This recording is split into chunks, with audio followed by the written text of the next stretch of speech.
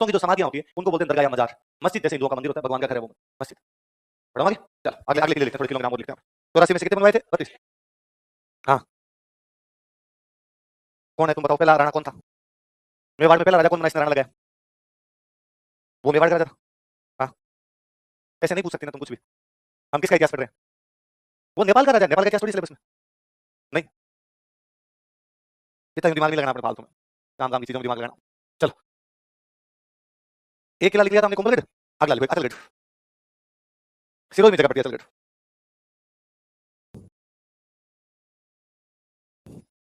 किला पुराना था, किसी टाइम आबू पर परमारों का राज था। किसका राज था? आबू पर परमारों का राज हुआ करता। आबू वाले परमारों ने किला बनवाया था असलगढ़। किसने बनवाया? परमारों के बाद यहाँ आबू वाले इलाके मतलब सिरोही में राज हो गया देवड़ाओं का। किसका हो गया? सहसमल देवड़ा, ये पता है देवड़ा आगे। और मैंने बताया था सहसमल देवड़ा के टाइम में कुंभा ने सिरोही साइड में कब्जे कर लिए थे, तो असलगढ़ के किले पर कब्जा कौन कर गया? कुंभा। किला पहले से पड़ा, किला तो बनाया था परमारों। किसका था? कुंभा इसका पुनर्निर्माण करवाया था 1452। कब करवाया था? किला किसका बनवाया? कुंभा ने इसका क्या करवाया? लिख लो। परमारों ने इस किले का निर्माण करवाया था। Parmars build this fort. परमारों ने इस किले का निर्माण करवाया था। Parmars build this fort. परमारों ने इस किले का निर्माण करवाया था। Parmars build this fort. देखो 1452 ईस्वी में 1452 एडी। 1452 ईस्वी में 1452 एडी। कुंभा ने इसका पुनर्निर्माण करवाया। Kumbha rebuilt it. कुंभा ने इसका पुनर्निर्माण करवाया। Kumbha rebuilt it. पुनर्निर्माण सही लिख। तो सही है? कितने रह लगाए ऊपर तूने? ये क्या है? 1 2 3 हो गए। दोबारा लिख। तो सही है? पक्का? तुम बता। तो 1.5 सेना है तो,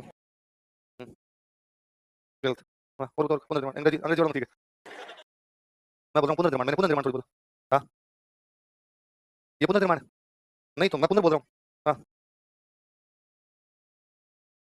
अल्लाह रहम करे तुम लोगों पे।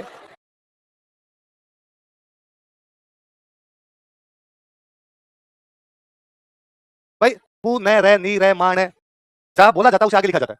पू न रे यहाँ बोल रहे हैं लिखेंगे यहाँ, नी रे बोल यहाँ रहे लिखेंगे यहाँ। ऊपर लिखा हुआ है इसका मतलब पहले बोला जाएगा, नीचे लगा हुआ है मतलब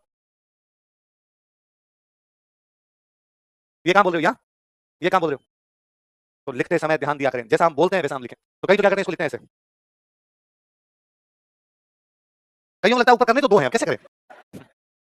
और ये तो मुझे बड़ा क्यूट लगते हो आप, जो ये लिखते हो।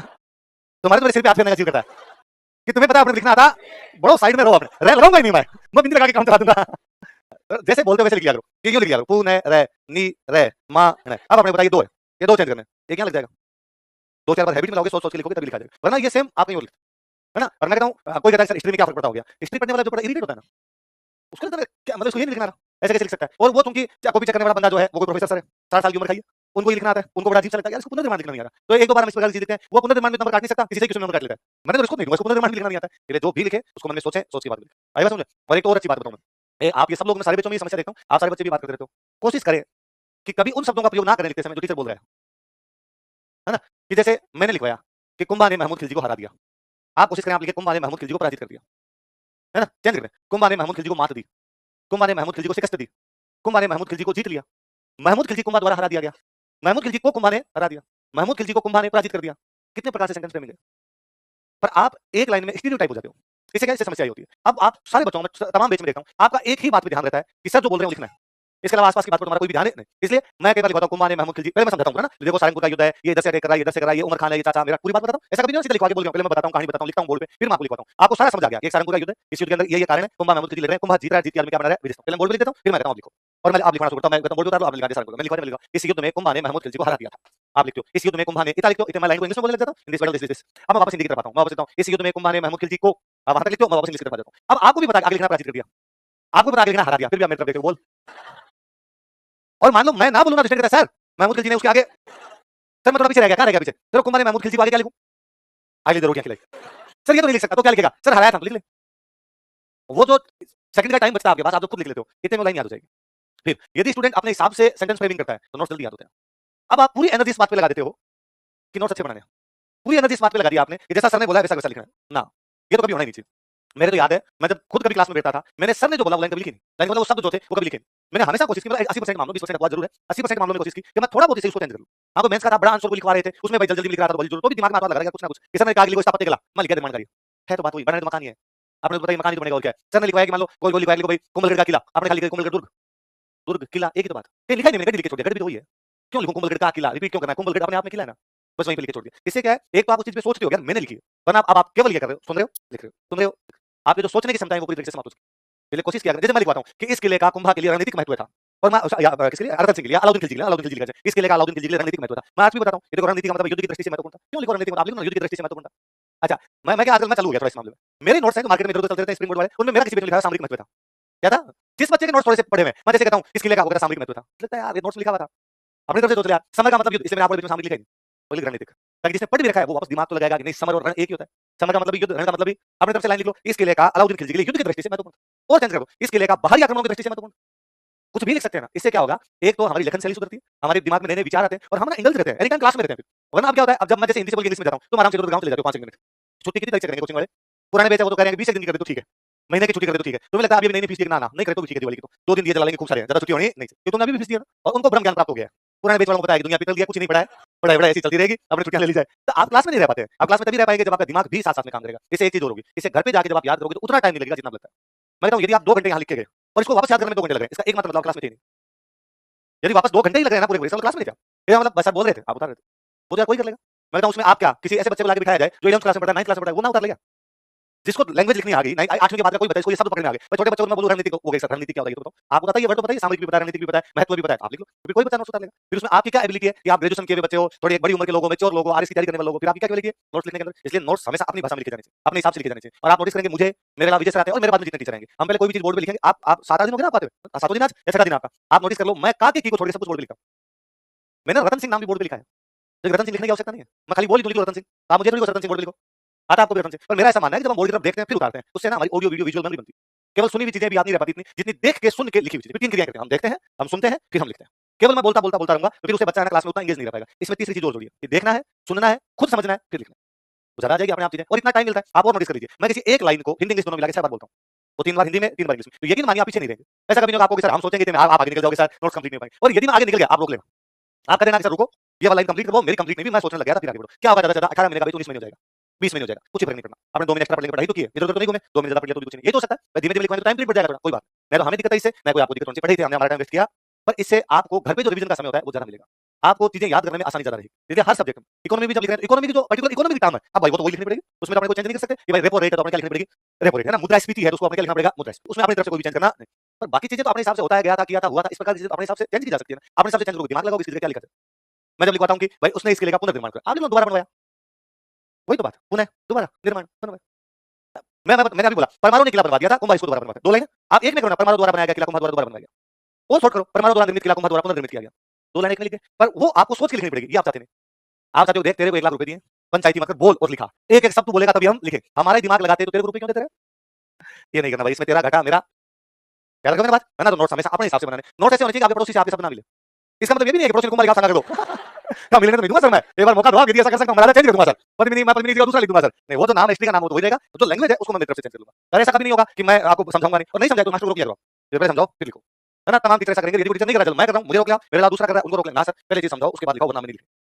15 मिनट एक्स्ट्रा लग जाएंगे, पर वो टॉपिक अपने ढंग से समझ में आ जाएगा। और एक टॉपिक को ढंग से समझ में आएगा मतलब आगे कहीं आधा घंटा बच जाएगा, है ना, क्योंकि चीजें सारी जुड़ी हुई होती है कि भाई ये मैं जब शुरुआत में रतन सिंह के वो कारण बताता हूं, देखो वह अपने साम्राज्य का विस्तार करना चाहता था, है ना, तो अब मैं पूरी लाइन लिखवाता हूं। आगे मैं इस किसी लाइन को खा जाऊंगा, मैं केवल लिखवाऊंगा उसके साम्राज्यवादी नीति, तो मैं जानता हूं, मैंने बता दिया साम्राज्य विस्तार क्या होता है, एक से लिख के आया था, अब अपने खा जाते हैं। वो मैं 3 मिनट कहीं ना कहीं निकालूंगा, क्योंकि मेरे को पता है मेरा कोर्स कितने दिनों में क्या कंप्लीट हो जाता है, वो मेरे दिमाग में सब ढांचा रहता है। तो मैं जब आपको खाली अलाउद्दीन के आक्रमण के कारण दिखाता हूं, उसमें आधा घंटा जाता हूं, तो मेरे को लगता है यार ये आधा घंटा यहाँ इन्वेस्ट है मेरा, कि मैं वेस्ट नहीं कर रहा, इन्वेस्ट कर रहा हूं, क्योंकि आज का दूसरा दिन तीसरा दिन को समझाने जरूर कारण होते क्या है, कारण कैसे लिखे जाते हैं। आगे जब और कहीं लिखवाएंगे अपने किसी दूसरे कारण लिखवा देंगे, संगा और बाबर के बीच में लड़ाई क्यों हुई, वहां अपने समझाने की आवश्यकता है, लिखो साम्राज्य विस्तार की नीति।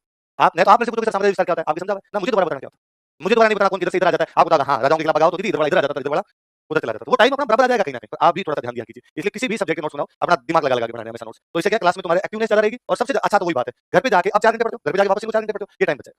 तो अब ये शुरू में आपको पता नहीं चलता इन चीजों का, थोड़ी दिनों में दिक्कत कहां आएगी। थोड़ी दिनों में दिक्कत आती है कि मान लो मैंने 20 दिन का पढ़ा दिया और 20 दिन का या 15 दिन पढ़ा दिया, अब से मान लो मंडे को आपको टेस्ट लेंगे, तो आपको पूरा रिवीजन करना है, वो पीछे का पूरा रिवीजन शुरू टेस्ट में हो जाता है, रिवीजन में हो जाता है। आप भी नहीं हो जो जोश होता है, 15 दिन पढ़ा होता है, मैं भी डेली आगे रखते मरवाता हूं, हो जाता है। अगले 7 दिन बाद 15 दिन हमने का इकोनॉमी का टेस्ट हो गया, तो अब मान लो 1.5 महीने बाद मैंने रिवीजन करने का हमारा सिलेबस खत्म, अब नया मास्टर आएगा, अब हम पढ़ाएंगे आपको पॉलिटी, अब हमने पॉलिटी शुरू कर दी, आप घर पे जाके पढ़ोगे पॉलिटी, फिर हम कभी बीच में आपको कहते हैं अब हिस्ट्री का टेस्ट है, तो आप बोलते हैं मैं पॉलिटी रिवीजन करूं, घर पे जाके हिस्ट्री पढ़ूं, क्यों? क्योंकि आपने क्लास में पॉलिटी पढ़ी नहीं, क्लास में पॉलिटी लिखी, घर पे जाके पॉलिटी पढ़ी, क्लास में पढ़े हैं, घर पे केवल याद करें।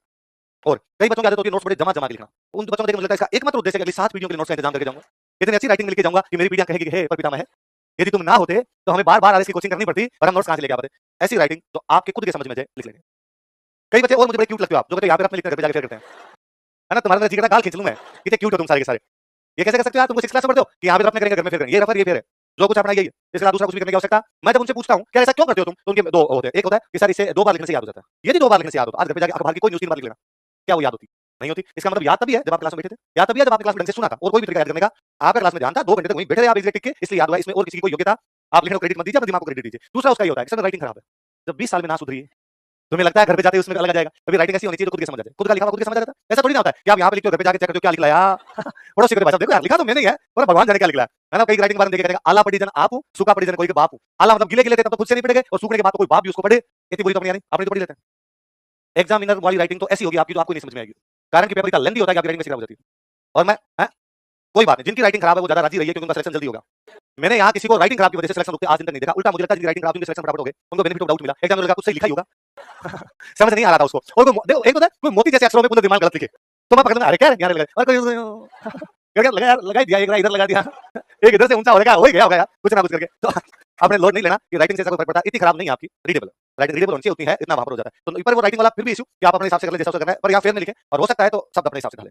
आप कहेंगे मैं वैसे दिमाग लिखवाता हूँ नहीं लिखवाता तेज, ऐसा एक समस्या जरूर है कि मैं तेज बोलता हूँ, है ना? मैं वो पोज नहीं लेता बीच के अंदर, बहुत जल्दी बोल जाता हूँ। अलाउद्दीन खिलजी ने उसको हरा दिया था, पर मैं उस लाइन को इसलिए 2-3 बार बोल देता हूँ, मैं जानता हूँ यार मेरे से ये नहीं सुधरेगा। ये जैसे आप दिलीप सर से पॉलिटी पढ़ोगे तो आपको लगेगा दिलीप सर एक और दूसरे शब्द के बीच में जाने में रुक गए हों जैसे, वैसे ही हूँ। प्रस्तावना फिर सर शांत रहेंगे, मैं लिखित तो धीमे धीमे धीमे धीमे धीमे बोले तो मेरी अपेक्षा 2 लाइन बोलेंगे, मैं 3 बोल रहा हूँ सर 2 में कर देंगे तो आपको वो अलग अलग है कि मैं 1 मिनट में ज्यादा फ्रीक्वेंसी में वर्ड बोल रहा हूँ, सर कम बोल रहे हैं, सर उतना रिपीट कम करें, मैं रिपीट ज्यादा करूँ। वो मेरे को मेरी कमजोरी जल्दी समझ आई यार, अपने से धीमे धीमे नहीं बोला जाएगा, बोलेंगे तो अपने खुद की रिदम खो देंगे, अपने समझा नहीं पाएंगे। तो अपने इस लाइन को 2-3 बार बोल दें, आप कहोगे अपने 3 की जगह 4 कर लेंगे और ये भी जरूरत नहीं पड़ेगी। मैं कहता हूँ स्टूडेंट के मेरे बीच में 5-6 दिन लगते हैं इसको आने में कि 5 दिन इसको लगता है सर क्या बोल गए। 5 दिन बाद मैं यदि धीमे बोलूँ उसको कहता है सर सही आ जाओ यार, सही रिदम में आ जाओ, जैसे आप बोलते वैसे आ जाओ, अपनी फ्रीक्वेंसी मैच कर जाते हैं, अपने कानों जैसे सब सुनते हैं वैसे वैसे लिखने लग जाते हैं। पर आप कोशिश क्या करते हो, अभी उम्र है, आपके पास समय है भाषा सुधारने का, वरना एक अटेम्प्ट कईयों को हो जाते हैं, फिर ना तो समय मिलता है ना उम्र होती है। एक ये उम्र लर्निंग प्रोसेस में सबसे अच्छी है, इसमें कुछ भी सीखोगे ना सीख लो, कुछ भी पढ़ोगे ना पढ़ लोगे, कुछ भी नया ट्राई करने की कोशिश करोगे ना नया ट्राई कर सकते हो। भाषा सीखनी, कुछ सब्जेक्ट पढ़ना, साहित्य पढ़ना, ये गोल्डन एरा है। जैसे अब जैसे जैसे ढलती है ना उसके बाद बंदा वैसे हो जाता है, मतलब स्थिरता आ जाती है उसकी और उसको लगता है ठीक है यार जैसा जो चल रहा है स्टेबिलिटी है मरने दिया, नया कुछ भी ट्राई नहीं करना, अभी कर सकते हो। इसलिए कम से कम और जो हिस्ट्री वाले नोट्स में कर लिया कि आपको तो सर इकोनॉमी में वर्ड भारी भरकम होते हैं सर, वो लिख लें वही बहुत बड़ी बात है। कहां आपने सिंपल हरा दिया, जीत गया, यही तो आक्रमण कर दिया, चढ़ाई कर दी। तो मैंने लिखा अलाउद्दीन खिलजी ने आक्रमण किया, आप लिखना अलाउद्दीन खिलजी चित्तौड़ अभियान के लिए आया। अभियान आक्रमण एक ही होता है।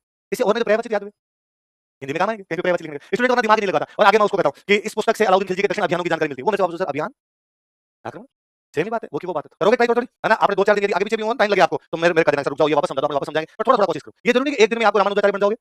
चीजों को सीखने में बड़ा समय लगता है, धीरे धीरे। मैं कहता हूं 6 महीने में जाके आपके ये प्रोसेस आएगा दिमाग में कि हाँ पहले सुनना है, फिर बोर्ड पे देखना है, फिर लिखना है और लिखते समय सोचते सोचते लिखना है, पहले सोचना है बाद में लिखना है। क्योंकि अभी आपकी प्रोसेस 3 ही बातें कर रही है, सुनना है, देखना है, लिखना है। वो है नहीं, आ जाएगी धीरे धीरे, ढालोगे 5 7 10 20 दिन के अंदर अपने आ जाएगी, फिर अपने आप दिमाग चलेगा। फिर आप अखबार पढ़ोगे उसमें कुछ शब्द देखोगे ना तो आपको लगेगा ये कल ट्राई करूंगा, है ना? आप कई बार नहीं होता कि वाक्यों में प्रयोग कीजिए, मुहावरे लोगों क्या मतलब क्यों करवाते हैं वाक्यों में प्रयोग, या वाक्य में प्रयोग तो सीख जाओगे, वरना वो सीखोगे कैसे? इंग्लिश जब भी कोई टीचर इंग्लिश सिखाता है तो इंग्लिश वाला हमेशा कहते हैं कि भाई बोर्ड पे इंग्लिश देखी और कॉपी में लिखी, इससे नहीं सीखोगे। ये तो मैंने वर्ड सिखाया, इसको बार-बार बोलो, इसको बार-बार यूज में लो तो आपके दिमाग में आ जाएगा। हाँ यार ये वर्ड यहाँ पर इस प्रकार से डालना है, अब इस प्रकार का कोई तीसरा वर्ड आएगा मैं कर दूंगा ऐसा-ऐसा। तो थोड़ा हैबिट कर लिया होगा बेटा। क्या लिखा लास्ट में बताओ?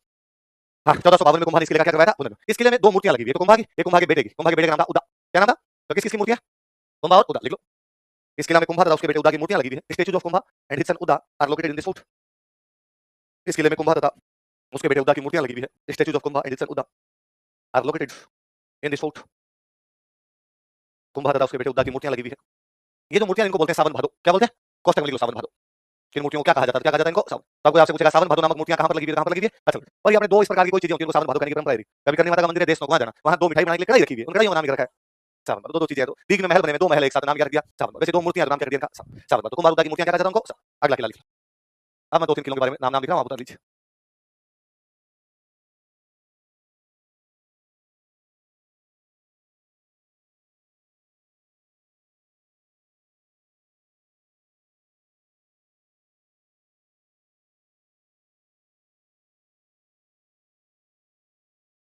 क्या नाम और लिखे मैं 3 बता देंगे? बसंतगढ़, मचान और भोमट उदयपुर में, बाकी दोनों शहरों में।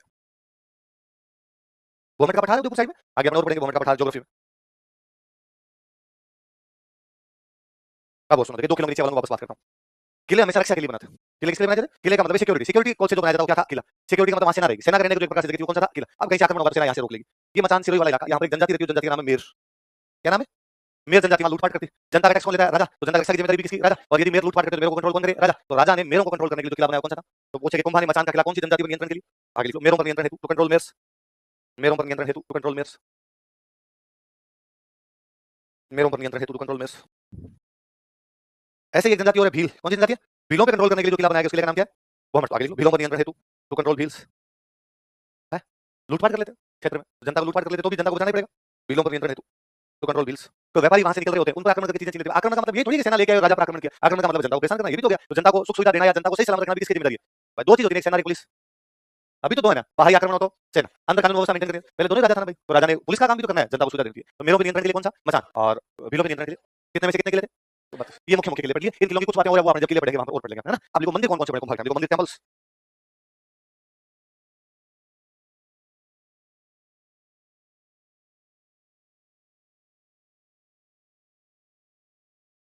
देखो कुंभ स्वामी मंदिर, ये भगवान विष्णु के मंदिर है भाई। कुंभा ने विजय स्तंभ किसको डेडिकेट किया था? तो उसने कुंभ स्वामी मंदिर 3 जगह बनवाए थे। बताओ कुंभा की राजधानी कौन सी है? चित्तौड़। कौन सी है? चित्तौड़। तो उसने कौन से किले में बना दिया? चित्तौड़। संकटकालीन राजधानी कौन सी है? तो एक ही मंदिर कहां पर बना दिया? कुंभ। कौन से किले का पुनर्निर्माण करवाया था? तो एक ही कहां पर बनवा दिया? अच्छा। तो कुंभ स्वामी कौन से भगवान जी का मंदिर है? विष्णु। कहां कहां पर बनवाए? चित्तौड़गढ़, कुंभलगढ़ और असलगढ़, है ना। अब सिंपल क्वेश्चन है, इनमें से कौन से स्थान पर कुंभा ने भगवान विष्णु का कुंभ स्वामी मंदिर नहीं बनवाया था? चित्तौड़गढ़, कुंभलगढ़, असलगढ़, बसंतगढ़, है ना। बसंतगढ़ नहीं, तो सिंपल क्वेश्चन आ जाता है एक बार। तो कुंभ स्वामी मंदिर भगवान विष्णु का मंदिर है और कहां कहां पर बनवाया गया बताओ। देखिए चित्तौड़ में, कुंभलगढ़ और असलगढ़। चलो आगे लिख लिया, भरो तो। हाँ है। और दूसरा मीरा भाई का मंदिर आगे बढ़े, और कृष्ण भगवान का। श्याम, समझ गए?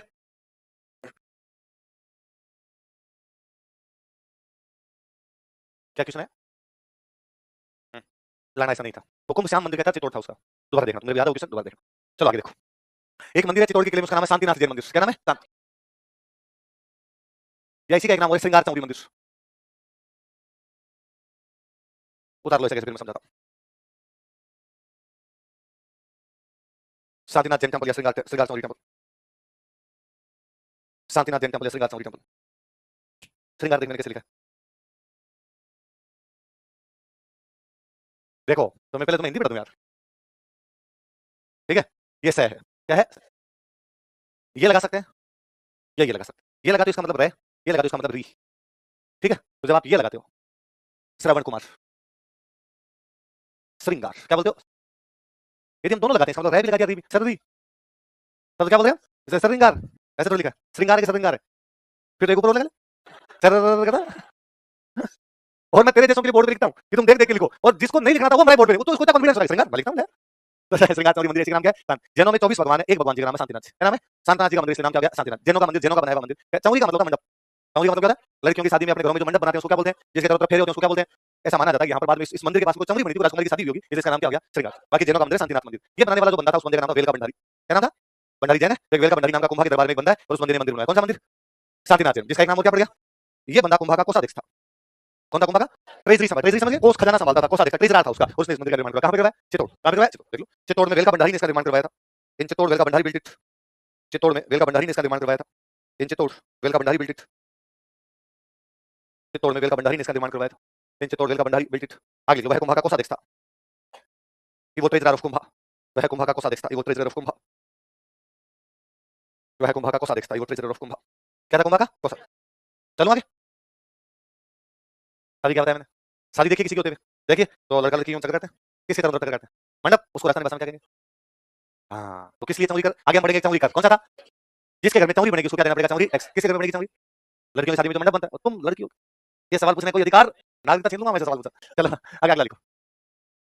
अरे नहीं, अरे ऐसा होता तो मैं लिखवाता नहीं अभी। ऐसा इसमें क्यों लोड लेना? ये क्वेश्चन कभी आ सकता है कि राजकुमारी का फेरे लेते हुए चौरी का चित्र वर्णन कीजिए, कैसा सवाल आ सकता है? आपने याद रखना, इसका नाम शांतिनाथ जैन मंदिर है, या इसको क्या कहते हैं? श्रृंगार। तो मैं इसलिए बार बार ये बताता हूँ कि सवाल ये आएगा श्रृंगार चौरी मंदिर किसका है? हिंदू, मुसलमान, जैन, सिख, किस जैनों का मंदिर है? वहां पर वो श्रृंगार चौरी देके जैनों की बात पूछ लेगा कि मेरे को 2013 के प्रीलिम्स में सवाल पूछ लिया, बड़ा सिंपल सवाल, इनमें से कौन सा एक जैन मंदिर है ना? सुना, इनमें से कौन सा है जैन? उसने ऑप्शन दिया, उसने पहला ऑप्शन दे दिया कुंभ स्वामी। क्या दे दिया? कुंभ।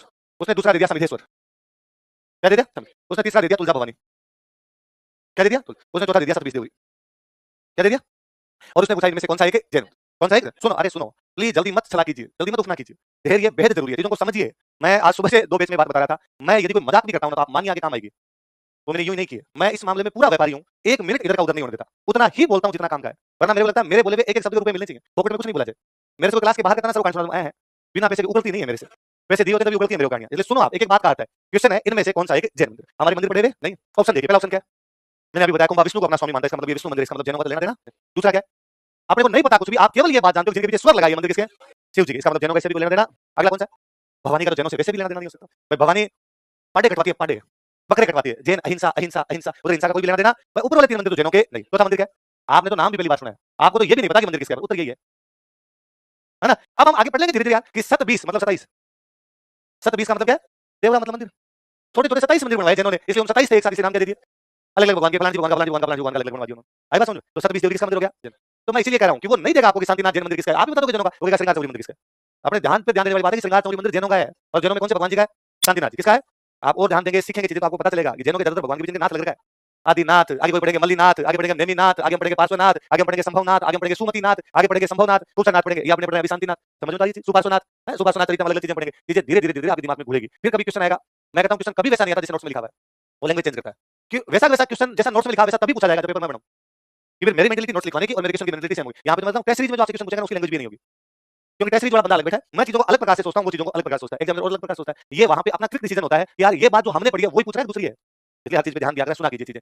कौन किसकी राजकुमारी, कौन सी राजकुमारी की चौरी मंडी, ये सवाल आज पूछा जाए, कल पूछा जाए, ज्यादा काम की बात है। श्रृंगार चौरी मंदिर जैनों का मंदिर है, एक जैन वेल का भंडारी है, तो कुंभा का क्या है? आप पुनः सोचिए, ये बात आगे मेंस में लिखेंगे कि कुंभा एक सेक्युलर राजा है, उसका कोषाध्यक्ष जैन है। कुंभा एक सेक्युलर बंदा है भाई, धर्मों में बीच में किसी भी प्रकार का भेदभाव करता, वो आपने किसी विदेश में अरबी भाषा में 9 बार अल्लाह लिखवा देता है, और उसका एक कोषाध्यक्ष मतलब पैसे टक के लेके बैठा है। वो तो विश्वास वाला आदमी होना चाहिए। वैसा भी कर सकता है कि दूसरे धर्मों पे मेरे को विश्वास नहीं है, मैं केवल मेरे धर्म के लोगों को ही कोषाध्यक्ष बनाऊंगा और किसी को बनाऊंगा वो बना रहा है। वेल का भंडारी मेरा कोषाध्यक्ष है, वेल का भंडारी को इतनी छूट भी दे रहा है कि तू मेरे किले के अंदर तेरा मंदिर बना ले। और वो मंदिर कौन सा मंदिर है ना? इसलिए जब भी कोई चीजें लिखो उन पे इतनी जल्दी रिएक्ट मत किया करो, उन पे सोचा कीजिए, क्योंकि आप वाली तैयारी केवल ऑब्जेक्टिव एग्जाम की तैयारी नहीं है। ये सेम चीजें मेंस में काम आएगी, सेम की सेम बातें आपके इंटरव्यू में काम आएगी, है ना? कई बार स्टूडेंट कहता है सर इंटरव्यू ये इंटरव्यू किया तो डेली आप सुनोगे 18 महीने के दौरान जो कुछ आप सुनोगे इसका मतलब किसकी तैयारी कर रहे हो? ये एक प्रोसेस है, कब आपके विचार बदल जाएंगे, कब चीजें आपके नई नई जुड़ जाएगी, आपको खुद को नहीं पता चलता। धीरे धीरे धीरे आप चीजें सीख सकते हैं। आई समझ बात? चलो अगला मुझे गणेशपुर जैन मंदिर,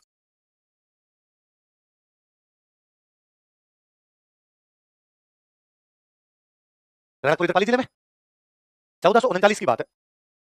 एक जैन व्यापारी है, उन जैन व्यापारी का नाम है धरणकसा। जैन व्यापारी का नाम क्या है? कुंभा के पास है, कुंभा का राणा जी मैं बिजनेसमैन हूँ, थोड़ी जमीन दान में दो ताकि मैं वहां पर क्या बना सकूं मंदिर, क्योंकि जमीन का मालिक होता राजा। जमीन का मालिक कौन होता? इसलिए हिंदी में राजा का पर्यायवाची पढ़ोगे भूपति। भू मतलब जमीन, पति मतलब स्वामी, जमीन का मालिक कौन? राजा। इसलिए राजा क्या बोलते हैं? तो राजा का भाई हमें जमीन दान में दो, जमीन दान में दोगे हम वहां पे क्या बना लेंगे मंदिर। तो कुंभ ने 99 बीघा जमीन दान में दी। कितनी जमीन दान में दी? राजा पास खूब सारी जमीन, राजा का ठीक है भाई ये मरबे मुरबे आपके, ये खेत के खेत आपके, बना लो। उसने यहाँ पे खूब सारे मंदिर बनाए, कॉम्प्लेक्स ऑफ टेंपल, एक टेंपल नहीं खूब सारे मंदिर बने। उन मंदिरों को हम क्या कहते हैं? कब बनाए गए? ये मथाई नदी के किनारे। कौन सी नदी निकल रही है? कौन से व्यापारी ने बनवाए थे? किसने बनवाए थे? खूब सारे मंदिर है और इन मंदिरों का वास्तुकार था, उसका नाम था देपाक। क्या नाम था?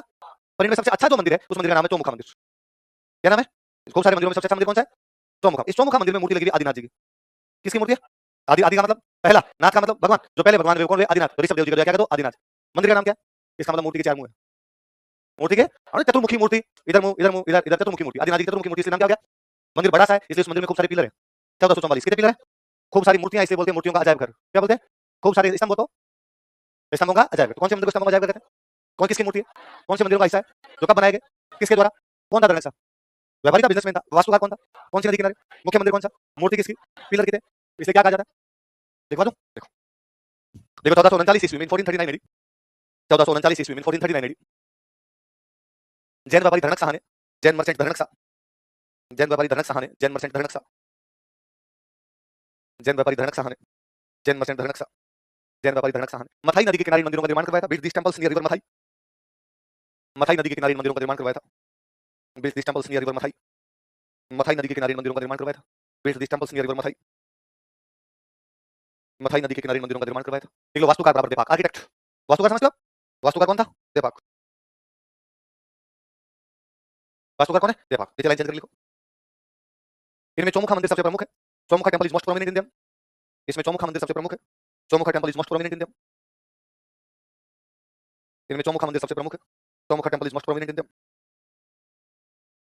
इसमें आदिनाथ जी की मूर्ति लगी हुई है। There is an idol of Adinath ji. इसमें आदिनाथ जी की मूर्ति लगी हुई है। There is an idol of Adinath ji. There is an idol of Adinath ji. इसमें 1444 स्तंभ है। It has 1444 pillars. इसमें 1444 स्तंभ है। It has 1444 pillars. इसमें 1444 स्तंभ है। It has 1444 pillars. अतः इसे स्तंभों का अजायब घर कहा जाता है। So it is called as museum of pillars. अतः इसे स्तंभों का अजायब घर कहा जाता है। So it is called as 1444 pillars.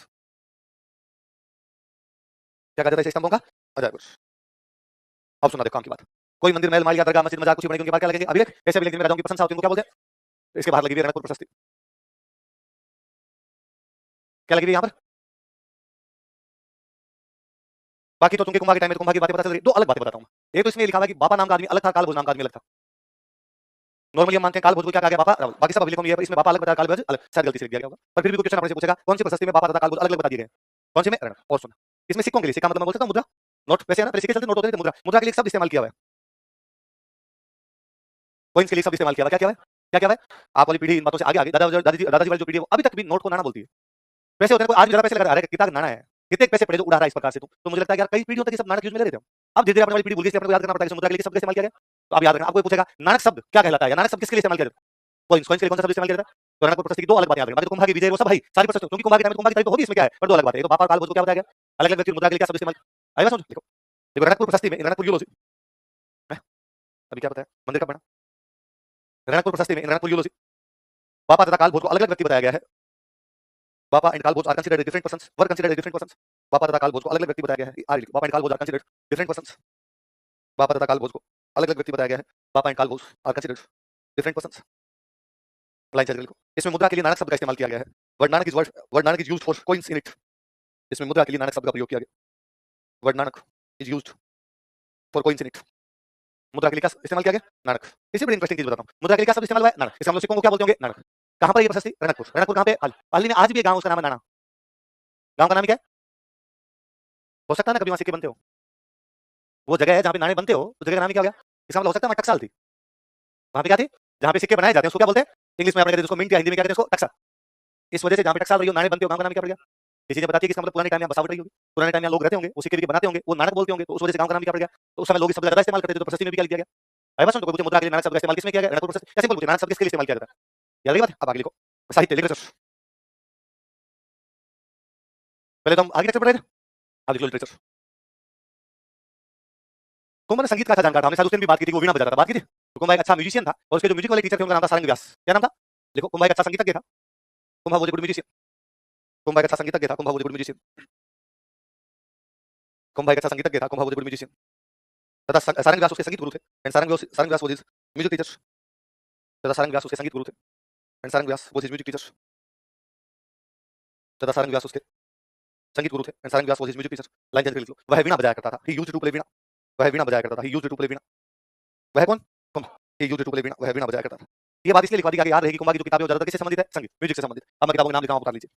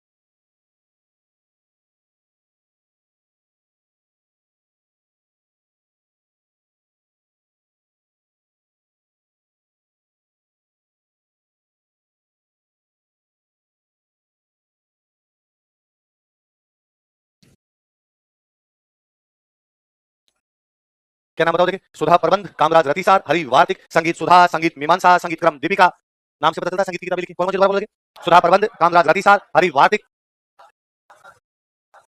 सुधा मीमांसा दीपिका, बोलो देखिए, संगीत लगाना आगे, कौन कौन सी है, सुधा, एक शाहरुख खान है, राज, है ना, संगीत तो चार कौन कौन सी बताओ, संगीत सुधा, संगीत मीमांसा, संगीत क्रम दीपिका, दोबारा बोलो, संगीत सुधा, एक में सुधा बाद में, एक में सुधा पहले, तो सुधा प्रबंध कौन सी है, एक बुक का नाम है कामराज रतिसार, क्या नाम है, ये 7 भागों में, 7 पार्ट्स है, कितने पार्ट्स में, लेखो कोष्टक में 7 भाग, कामराज रतिसार के, कौन सी बुक के 7 भाग है, कामराज रतिसार, सेकंड नंबर वाली जो बुक कितने पार्ट्स में लिखी हुई है, 7 पार्ट्स, कौन सी बुक, कामराज रतिसार, पर सबसे अच्छी जो बुक है, मतलब सबसे शानदार जो बुक है, सबसे लास्ट वाली, क्या नाम है, इसके यहाँ 5 भाग, कितने भाग है, 5, लेखो कोष्टक में 5 भाग, ये 5 भाग कौन कौन से मैं लिख रहा हूँ, आप उतारना अभी, मेरे इधर जगह नहीं है तो मैं यहाँ नीचे जगह नहीं, मैं इधर लिख रहा हूँ, आप तो अपने वहीं लिख लो, नीचे इसी के संगीत राज के नीचे लिखना आप।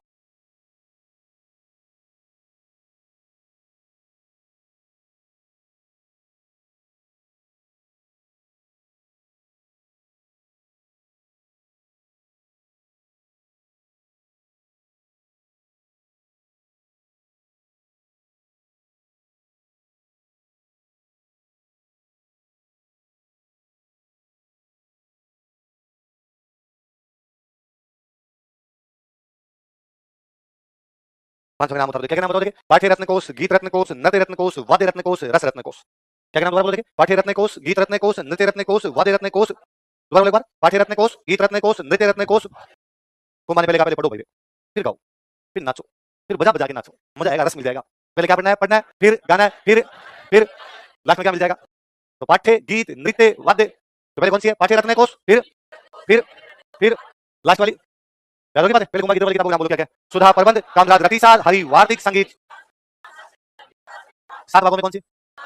5 में कौन सी? भागों के नाम बोलो। ये तो कुमार ने खुद ने लिखी। फिर कुमार ने कहा अपने से पहले भी कोई म्यूजिक की किताब लिख के गया था, नहीं लिख के गया? लोगों ने लिखी है सब। आपसे पहले भी कई महारथी हुए जो संगीत की किताब लिख के गए। कुमार ने मेरे पास लाओ, आप क्या कुमार ने पढ़ूंगा? तो कुमार ने ऐसी कई किताबें पढ़ी। कुमार की किताबें पढ़ने के बाद क्या, बड़ी बड़ी किताबें, और तुम मतलब इंटेलिजेंट हो, इसलिए मतलब पढ़ गया, और तुम तो भोंगल हो सारे सब।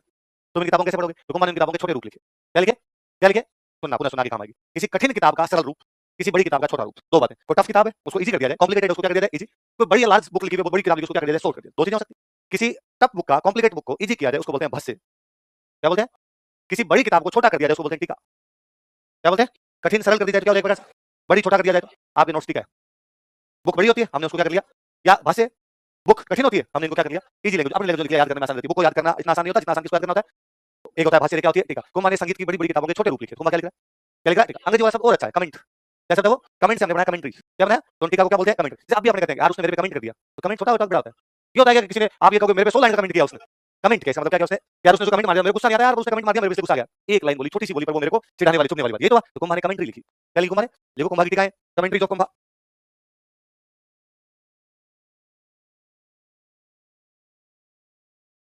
कमेंट्रीज ऑफ कुंभा, कुंभा की टीका है।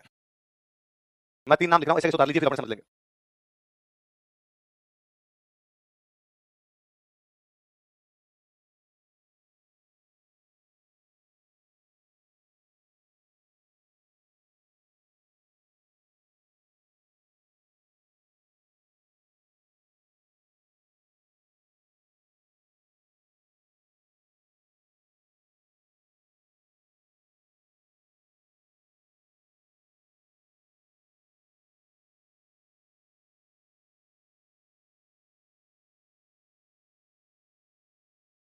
अब पढ़ेंगे, देखो कौन कौन सी किताबों की टीका लिखी? गीत गोविंद, संगीत रत्नाकर, चंडी सर। आप सुनो, देखो ओरिजिनली गीत गोविंद म्यूजिक की एक बहुत अच्छी बुक है, जो ओरिजिनली किसने लिखी? संगीत रत्नाकर नाम से पता चलता है जो किसने लिखी। चंडी शतक किसने लिखी? बाण भट्ट की चंडी शतक, सारंगधर की संगीत रत्नाकर, जयदेव की। इन किताबों की टीका किसने लिखी? नोट्स तैयार किए थे। क्या तैयार किए? नोट्स। बाकी तो उसने नोट्स का नाम नोट्स लिख दिया, ये भैया पकड़ो चंडी शतक के नोट्स, ये पकड़ो संगीत रत्नाकर के नोट्स। गीत गोविंद वाले नोट्स पे उसने एक नाम लिख दिया, रसिक प्रिया। क्या नाम लिख दिया? तो कुंभा ने गीत गोविंद पर जो टीका लिखी उसका नाम क्या है? लिख लो आगे। गीत गोविंद का लिख लो, रसिक प्रिया। अब कोई आपसे पूछे कि कुंभा ने रसिक प्रिया नामक पुस्तक कौन सी किताब की टीका लिखी थी? गीत गोविंद ओरिजिनली किसकी बुक है? ओरिजिनली जयदेव ने लिखी, उसका छोटा रूप किसने लिखा? कुंभा। उसका नाम क्या रख दिया? जिसमें हमीर को क्या कहा गया? जुड़ गई थी आपके दिमाग में? बस वही बात है। ऐसे कैसे सारंग की कौन सी किताब टीका? ऐसे कैसे बाण भट्ट की कौन सी किताब? तो कुंभा ने अपने से ये भी नहीं पूछेंगे, अपने से सीधा ही पूछेंगे कुंभा ने कौन कौन सी किताबों की टीका लिखी? कौन कौन सी? गीत गोविंद, संगीत रत्नाकर। ये मैं इसलिए लिखवा देता हूं, वरना अपने दिमाग में आएगा ओरिजिनल किसकी थी। मैं कहता हूं गीत गोविंद की टीका लिखा, गीत गोविंद किसने लिखी? अपने पढ़ ली। आगे काम भी आएगा, आगे नेक्स्ट पढ़ोगे वापस पढ़ोगे, चीजें रिपीट हो जाएगी। अपने काम का ये इन किताबों की टीका लिखी, और इसकी टीका का अलग से नाम, वो नाम क्या है? क्या नाम है? कुंभा ने नाटक लिखे थे, कुंभा के नाटक, ड्रामा ऑफ कुंभा।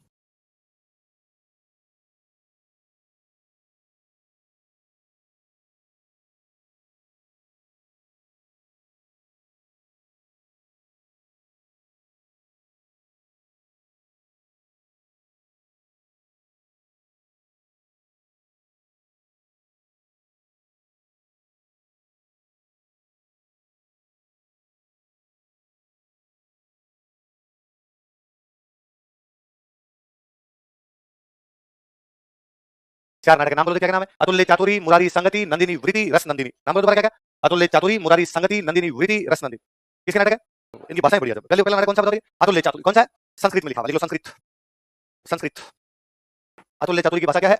आप कहोगे सर इसमें कौन सी बड़ी बात है? उसमें विद्वान लोगों को कौन सी भाषा आती थी? देखो नाम ये संस्कृत, इसलिए आज भी कोई सभ्य आदमी होता है उसको कहते हैं वो सुसंस्कृत है। वो क्या है? संस्कृत का मतलब होता है परिमार्जित, जिसमें कोई भी कमी।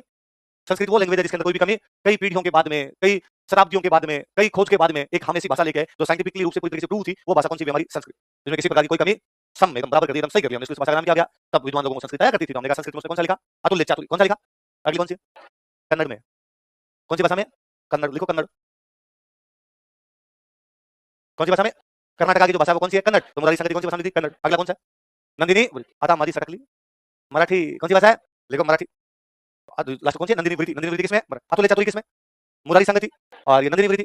तो कुमार का भाषा बोले, संस्कृत बुलवा लो, कन्नड़ बुलवा लो, मराठी बुलवा लो, मजा तो अपने वाली बोल किया। रस तो तभी मिलेगा जब मैं मेरी भाषा बोलूं। कुंभा कहां का राजा था? तो उसकी भाषा कौन सी होगी? रसनंदिनी किसमें लिखी हुई है? अशान का शान। कौन कौन है मेवाड़ का, कौन कौन आप में से? बहुत सारे हो। अशान का शान ही बोलते हो या नहीं बोलते? हाँ, जैसे आपने बोलते हैं हिंदी में ऐसे कैसे, है ना, इधर पश्चिमी भाषा में बोलेंगे यहाँ किया, है ना? हाँ, तो ये मेवाड़ी बोलेंगे अशान का शान, अशान का शान वाली भाषा। कुंभा खुद लिखता था भाई साहब, दिन में लगता था युद्ध, शाम को बनाता था नोट्स। इसमें क्या अचंभे की बात है कि उसको भाषाएं आती थी? क्या ये असंभव हो सकता है? आम आदमी नहीं है वो, राजा है, वो मेवाड़ का राजा है।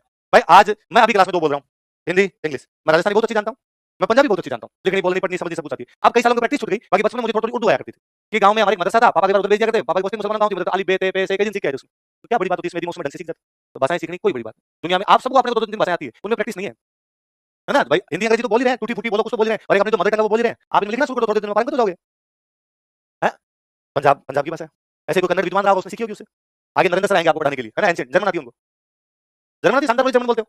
तो उनका वो जर्मन लैंग्वेज का कोर्स क्या है, लैंग्वेज कोर्स राजस्थान यूनिवर्सिटी करवाती है। क्या सीखनी है आप तो बताओ सर, ये लैंग्वेज सीखनी है, उससे करवाती है। फ्रेंच सीखनी हो, जर्मन सीखनी हो, इटालियन सीखनी हो, स्पेनिश सीखनी हो, सीखने वाले चाहिए। आपने लगता है सर एक ही नहीं हो रही पुनर्निर्माण, मरने दो सर अपने तो, ये जिंदगी खटखटा जाएगी सर, अगले कोई मिनट जुड़ी मिलेगी तो देखेंगे क्या करना है क्या नहीं करना। तो 4 नाटक बताओ कौन कौन से? अतुल्य चातुरी, है ना? ये लिखवाने का उद्देश्य ये था, हम ये बताना चाहते हैं कि देखो कुंभा एक ऐसा व्यक्ति, उसको अलग अलग भाषाएं आती है ना, मल्टी लैंग्वेज है वो। उसको संस्कृत आती है, उसको मेवाड़ी आती है, उसको कन्नड़ आती है, उसको क्या आती है? खुद विद्वान आदमी है तो दरबार में खूब सारे विद्वान भी रहेंगे, लिखो दरबार विद्वान, कोर्ट स्कॉलर्स। उसके दरबार में स्कॉलर कौन कौन थे?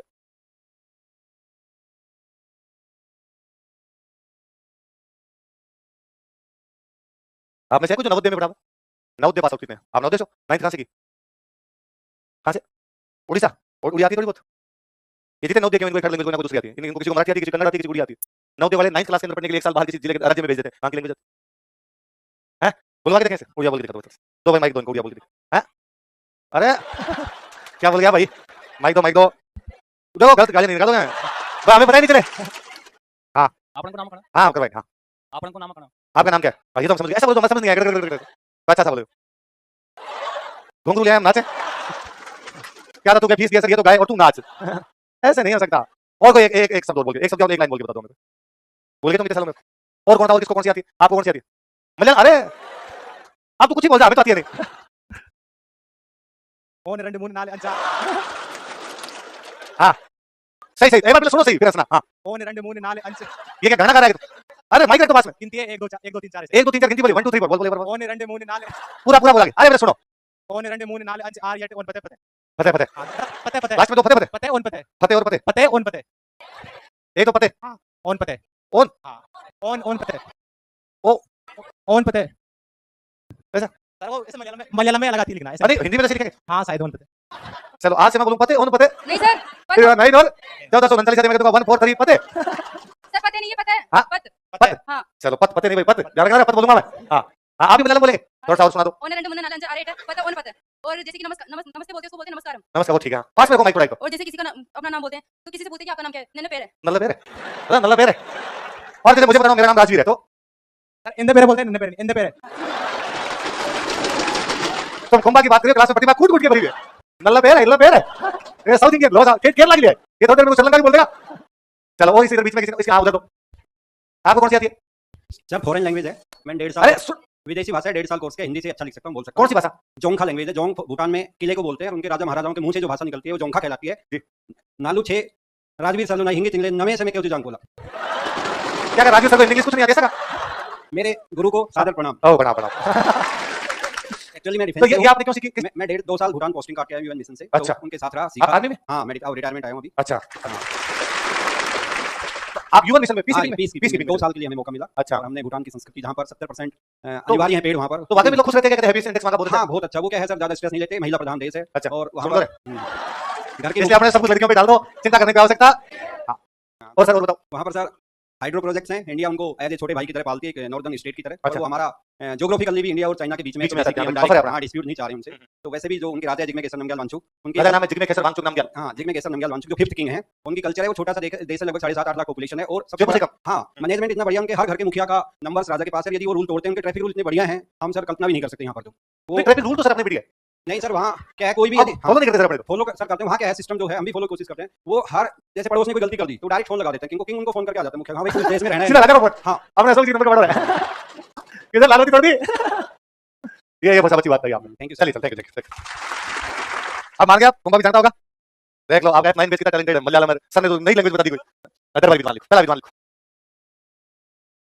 लिखो कन्या व्यास। कान्हा व्यास, क्या नाम विद्वान का? कान्हा। और कान्हा व्यास ने बुक लिखी एक लिंग महात्म्य। मेवाड़ वाले एक लिंग जी को मानते थे, तो वो कौन सी लिखी बताओ? देखिए एक लिंग, एक लिंग महात्म्य लिखी कान्हा व्यास गए कुंभा के पास, कुंभा जी मैंने बुक लिखी, देखो लेके कुंभा देखे, कुंभा ने कहा बाकी सब तो ठीक है, शुरुआत वाले पन्ने इतने अच्छे नहीं लिखे, मैं दोबारा लिखूंगा। तो इसका शुरुआत वाला तो पहला भाग कर लो आप इसका, उसका नाम है राजवर्णन। क्या है? क्योंकि कुंभा ने लिखा, राजा ने वर्णन किया, इसलिए नाम क्या हो गया उसका? राज। लिख लो, इसका पहला भाग राजवर्णन कहलाता है। Its first part is called Rajvarnan. इसका पहला भाग राजवर्णन कहलाता है। Its first part is called Rajvarnan. इसका पहला भाग राजवर्णन कहलाता है। Its first part is called Rajvarnan, जो कि कुंभा द्वारा लिखा गया था, which was written by Kumbha, जो कि कुंभा द्वारा लिखा गया था, which was written by Kumbha, जो कि कुंभा द्वारा लिखा गया था, which was written by Kumbha. दूसरे विद्वान लिखोगे, मेहा जी। हाँ हाँ, कुंभ लगे? हाँ नहीं, महेश भट्ट ने पढ़ा था हमने। तू कहाँ पढ़ लेता है ऐसी चीजें? हाँ ले, कहाँ पढ़ा तूने ऐसा? पहले हिस्ट्री पढ़ी, तब कहाँ पढ़ी? यूट्यूब से। नहीं पढ़ी है ना? ये लाल बटन दोबारा दबाना। ओझा जी की बुक पढ़ी तूने कभी? नहीं पढ़ी? बस तू ये मत ओझा जी बता, तूने किसी ने बताया ओझा का नाम लेके? उसने गलत बता दिया। ठीक है? नहीं, मतलब कुंभलगढ़ प्रशस्ति के लेखक कान्हा व्यास, गौरी शंकर ओझा इसके लेखक महेश भट्ट बताते हैं, जो कि गलत है। खुद ही कंफ्यूज है भाई। गौरी शंकर हिराचंद ओझा ने कुंभलगढ़ प्रशस्ति का लेखक किसको बताया? मतलब महेश भट्ट को। मैंने किसको बताया? महेश। इसमें कान्हा व्यास कहाँ से आ गया? लेखक सर कान्हा व्यास बता रहे। कौन बता रहे? ओझा जी नहीं बता रहे, राजवीराचार्य नहीं बता रहे। कौन है वो जो ये बता रहा है? कहाँ से आते हैं वो लोग? और तो चल लोड मत लिया कर। एज कितनी हो गई? कितनी एज हो गई? 19 साल। नहीं, अभी बच्चा है, नशे मारा जाएगी अपने दिमाग की। याद क्या कर देता मैं बताऊं एक बार। मैं हाजी, क्योंकि तेरी चीजें गलत तरीके से जुड़ी हुई है। वो का नाम लिखो, तीर्थमाला। आपने जिसने पहले थोड़ा बहुत भी सब्जेक्ट पढ़ा है ना, वो साइड में रख दिया करें उसको, सबसे अच्छा है। हाँ, सबसे अच्छी बात। हाँ, अरे नहीं, वो है ना कि कोई टीचर थे जो म्यूजिक सिखाते थे, कोई अपना जैसा बंदा गया कि सर मेरे को म्यूजिक सीखना है, तो सर ने कहा कल 1 घंटे शाम को 5 से 6 आ जाना, सर फीस कितनी है? सर ने कहा 5000 रुपए। Done sir. एक को मेरे से गया, पहले आपने से गया, कोई मेरे से गया, और मैंने जाकर सर मुझे म्यूजिक आता है, सारे का पता नहीं सर, ठीक है मेरा 6 राग 36 रागियां भी मैं जानता हूं, दीपक भेरवी मल्हार भी मैं गा लेता हूं, पर थोड़ा सर और सिखा दो, थोड़ा मुझे आता है, पर थोड़ा और सिखा दोगे सर, ठीक रहेगा। सर ने कहा ठीक है, तुम भी कल 5 से 6 के साथ आ जाना, सर फीस कितनी है? सर ने कहा 10000 रुपए। और सर इसको कुछ नहीं आता है, तो 5000 ले लो, मुझे बहुत कुछ आता है, मेरे से 10000 ले लो। सर ने कहा पहले तेरे को जो आता है उसको मिटाना है, जिसको नहीं आता उसको सिखाना बेहतर होता है। वो चीजें फटाफट सीख जाता है, वरना चीजें जब अपने आधी अधूरी, या तो बहुत अच्छी से पढ़ी हो, फिर तो जरूरत नहीं पड़ी अपने, आधी अधूरी पढ़ी वो चीजें है ना, बीच बीच। फिर क्या स्टूडेंट की क्या 1 से लेकर 100 तक की गिनती है, उसका 27 पढ़ा हुआ है, उसका 64 पढ़ा हुआ है, उसका बीच में 71 पढ़ा हुआ है। अब वो मैं 1 से 26 तक कितनी भी अच्छी बातें बताऊं, उसका कोई ध्यान नहीं है। उसका ध्यान तू 27 पर आ, ये सही बताता है कि नहीं बताता, इस चक्कर में 26 तक पर कोई ध्यान देता ही नहीं। और जैसे मैं 27 में आता हूं, वो अपना एक्सपर्ट पॉइंट लेके आता है इसके अंदर की ओर। अब मैं आगे 27 से 64 तक जा रहा हूं, तू करता रहे पहले, मेरे वैसे कोई लेना देना, इसलिए शांत रहा करे। आती है चीज बहुत अच्छी बात है, अपने को पहले से आता है, और भी अच्छी चीज है। आप उनमें आपको नई चीजें सीखने को मिल रही है, और ठीक है। मैं कहता हूं यदि किसी ने पापा रावल पढ़ रखा था, यदि किसी ने कुंभा पढ़ भी रखा था, आप यकीन मानिए आपने यदि 8 चीजें पढ़ रखी थी तो मैंने 9 बताई, आप उसका रेट कीजिए, वो एक अलग क्या सीखने को मिली, वैसे उसी की थी। सबको थोड़ा थोड़ा कोई ना कोई सब्जेक्ट आता है, भाई तुम कह रही हो तुम्हारा नहीं पढ़ा, तो तुमने दूसरा सब्जेक्ट पढ़ा, वो तुम्हें थोड़ा सा जाएगा, तो धैर्य बना करके तुम अपना ज्यादा दिमाग मत लगाया करे। तो मेहा जी की बुक का नाम क्या है? तीर्थ। जो नाम ही क्या इसका? तीर्थ का तीर्थ क्या होता है? मंदिर वगैरह ना, तो तीर्थों की जानकारी इसमें किसकी जानकारी? तीर्थों 120। कितने तीर्थों की जानकारी लिख लो क्वेश्चन में, 120 तीर्थों की जानकारी। Information about 20 pilgrims.